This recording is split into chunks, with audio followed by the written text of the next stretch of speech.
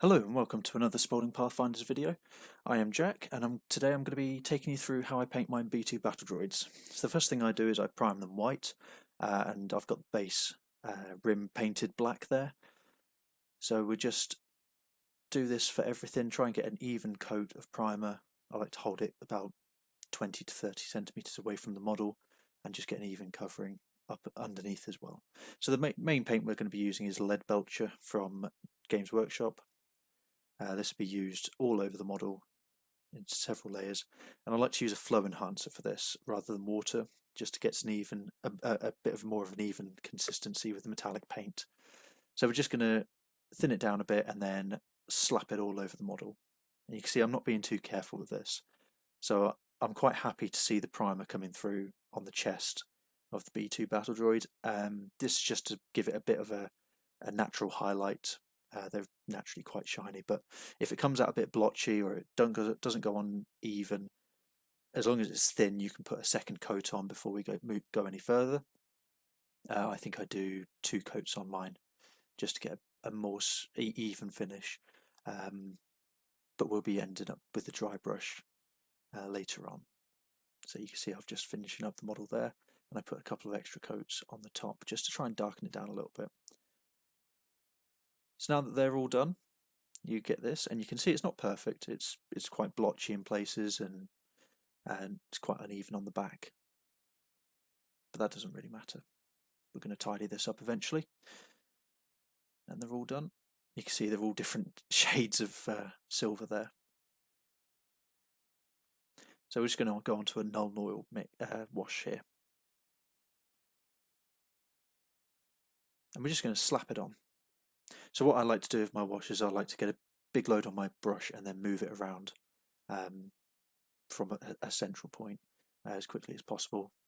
And then, as you can see with some of this later on, I will just find places that have got it starting to settle and pull up and just soak it up with my brush and just scrape it off.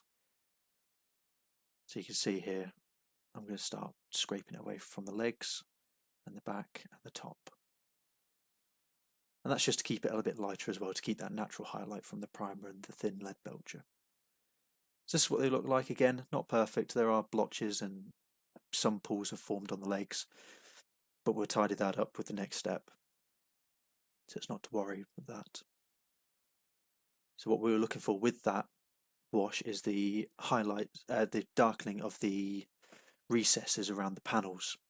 So I'm just taking a lead belcher, a bit of a less watered down version of the lead belcher mix, and just going around and just being careful not to clip the edges of those panels, because we want them to stand out a bit more and just to add a bit more interest into that model, because otherwise it's just going to be a completely silver model.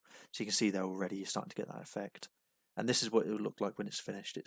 This was sort of a dry brush kind of step as well. So once you get that initial coat of lead belcher on, just give it a quick dry brush just to smooth it out. And then for the final touch, just a drop of Mephiston red, nice and bright into that eye, just there. I'm using a detail brush for this just to keep it from spilling over onto the silver. So we'll just go through all of these.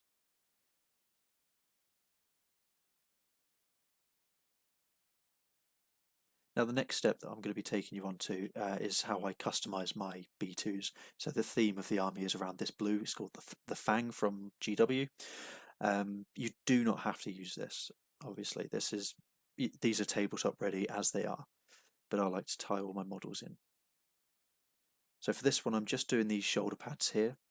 On the other ones that I've posted on our Facebook page, on the Spalding Pathfinders Facebook page, you'll see that I've done like the bit behind the head as well, and it's just a nice way of setting different units apart. So we just do this chest piece as well, and I suppose his metal underwear.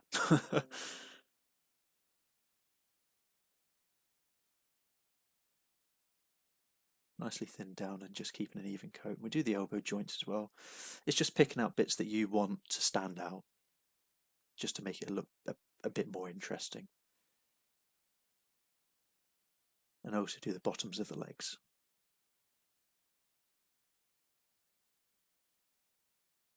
So you can see there's still enough silver that it retains that classic silver look, but there's just the accent of the blue, and it's just what I feel would set my stuff aside a bit.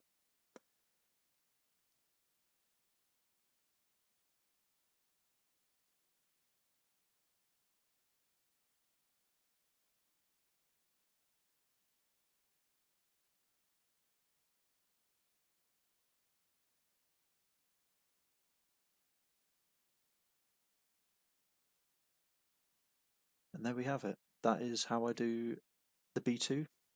So that model itself is finished. You can see the paint's gone on nice and smooth because we've got it thinned down. So this is the generic, this is the leader, sorry. You can see I've just done that circle in the top of his head just to set him apart from the rest. This is the generic, so he's just how I've showed you with the shoulder pads, his waistline and his legs. And the heavy weapons I like to add a little bit more as well, so I've put the top of the ACM cannon as blue just to pick it out, so it's easier to see on the battlefield as well. And the side of the HAR cannon, again, just to pick it out a bit better. So next, this is how I protect the models from any chipping. The paint seems to last a bit longer with that. Just slap it on. And then we're using brown earth texture paint here on the bases. Just gone for the classic Geonosis look.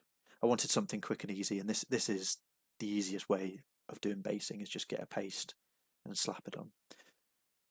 I use a mud paste for my Game of Thrones figures, and it's just as easy. Bit of dry brushing with Tyrant Skull. This is just to make the texture stand out a bit more, so just be sure to go in the same direction as you can see here.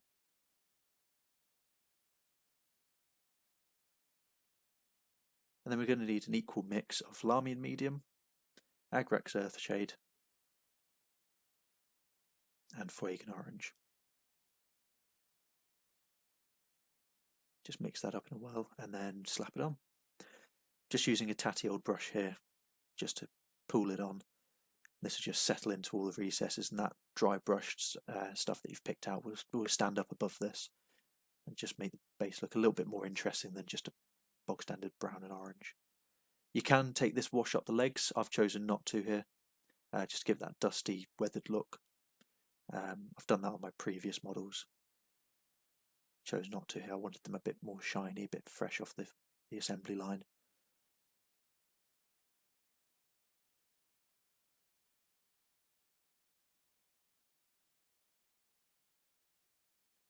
And there we have it. So this is what they look like finished. I think they've come out quite well. It's a really easy model to paint, and these are the 3 iterations. You can see they're subtly different. It's quite a nice look. So thank you for watching, and happy painting.